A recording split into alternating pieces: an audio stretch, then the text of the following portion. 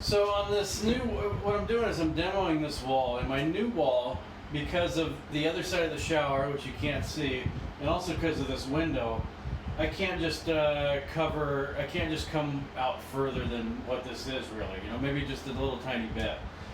So what I do on this is instead of just cutting the wall here, and then when you patch it, you're going to have tape and all that stuff, and then you end up out here. So what I'm getting at here is what I'll do is I'll cut this off, I'll score it so it doesn't affect the, so when I pop these off it doesn't hurt the paint. I usually pop this first row off right here. And let me see if I can get in there without knocking the fan over.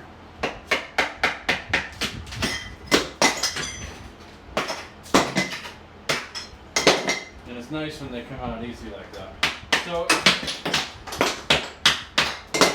So now I've exposed this here. So what I'm going to do is I'm going to draw a line here that'll be out just past the tub, which I don't think you can see in the photo.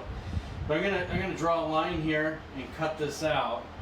And then when we put the new board in, we can tape it here and put the old tile about where the old one was and keep everything covered up. So then I don't have a bunch of drywall repair and that sort of thing.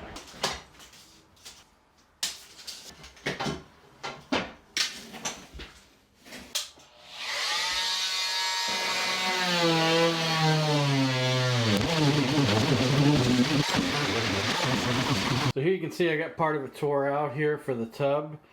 So what I did is I tore it out to here, which is past the wet area. The old tile is going to cover to here, maybe just a 1/4 of an inch or so afterwards.